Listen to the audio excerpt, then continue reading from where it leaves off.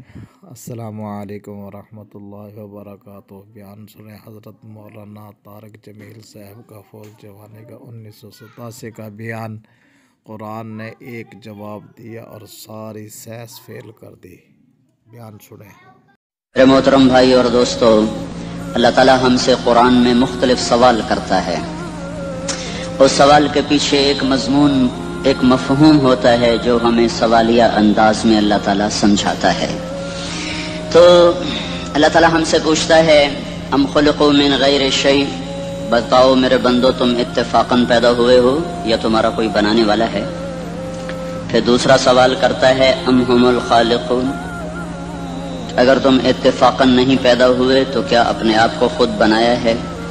بتاؤ میرے بندو، ام خلق السماوات والارض، زمین آسمان تم نے بنائے ہیں تو بتاؤ اتفاقاً پیدا ہو گئے ہو؟ اور اگر تمہارے پاس اس کی کوئی دلیل ہے کہ تم اتفاقاً پیدا ہو گئے ڈارون کی تھیوری کی طرح یا دہریوں کی تھیوری کی طرح، تو جاؤ تم آزاد ہو، تمہیں کوئی پوچھنے والا نہیں ہے، جو مرضی کرو۔ موت کے 200 جواب کتابوں میں لکھے ہوئے، سائنس کی کتابوں میں موت کیا ہے یہ، موت کیا ہے یہ، موت کیا ہے یہ، 200 جواب، اور ایک بھی صحیح نہیں، ایک بھی صحیح نہیں۔ قرآن نے ایک جواب دیا اور 100% صحیح دیا۔ اللہ یتوفی الانفس حین موتہا، اللہ ہے جو تمہاری روحوں کو قبض کر لیتا ہے۔ موت آ گئی، اللہ تمہاری روحوں کو قبض کر لیتا ہے، بس تم مر گئے، جیتے جاگتے مر گئے، جوان مر گئے، بوڑھے مر گئے، بچے مر گئے، صحت مند مر گئے، ایتھلیٹ مر گئے، ریسلرز مر گئے، پہلوان مر گئے، بادشاہ مر گئے، فقیر مر گئے، مزدور مر گئے۔ حضرت علی کا فرمان ہے، الموت لیس منہ الفوت، جس نے موت سے ٹکر لی موت سے شکست کھائی۔ زندگی کا مقدر ہے ہارنا، موت کا مقدر ہے جیتنا۔ پہلوان ہوں یا کوئی ہوں، موت ان کو پچھاڑے گی۔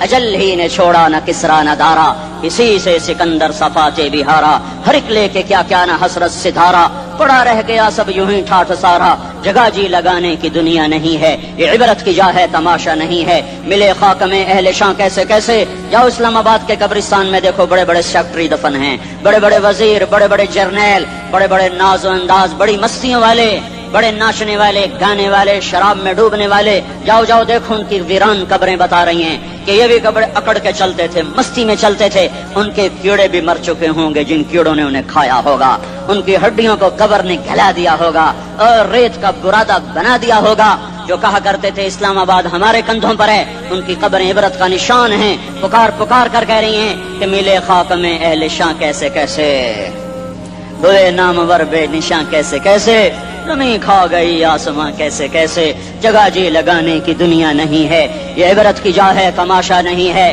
یہی تجھ کو دن ہے رہوں سب سے اعلیٰ، وہ زینت نرالی ہو فیشن نرالا، جیا کرتا ہے کیا یوں ہی مرنے والا، تجھے حسن ظاہر نے دھوکے میں ڈالا، جگہ جی لگانے کی دنیا نہیں ہے، یہ عبرت کی جا ہے تماشا نہیں ہے۔ تجھے پہلے بچپن نے برسوں کھلایا، جوانی نے پھر تجھ کو مجنوں بنایا، کبھی گا رہے، کبھی ناچ رہے، کبھی شراب پی رہے، کبھی ادھر گر رہے، کبھی ادھر گر رہے، جوانی نے پھر تجھ کو مجنوں بنایا، بڑھاپے نے پھر آ کے کیا کیا ستایا۔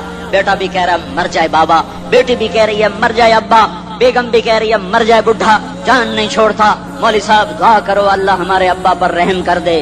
کیا مطلب رحم کر دے؟ ہماری جان چھوڑے جائے قبر میں۔ جن کے لیے تو نے ہزاروں مال اکٹھے کیے، کبھی رشوت سے، کبھی جھوٹ سے، کبھی دغابازی سے، کبھی فریب سے، کبھی کھوٹ سے، کبھی ظلم سے، کبھی ستم سے، کبھی کسی کے پیٹ میں پنجے گاڑ کے، کبھی کسی کی بیٹی سے چنی اتار کر، کبھی کسی کے منہ سے نوالا چھین کر، کبھی کسی کی زندگی کے چراغ گل کر کے، کبھی کسی کے گھر کے چراغ بجھا کر، جو تو نے اپنے سونے چاندی کے محل تعمیر کیے اور اپنے بچوں کے لیے سہانے خواب دیکھے، آج وہی تجھے ڈس رہے ہیں کالے ناک کی طرح۔ تیری ہائے پہ کوئی حرام کھانے والی اولاد کبھی ماں باپ کا سہارا نہیں بن سکتی، حرام پیسے کے گھر کبھی آباد نہیں ہو سکتے۔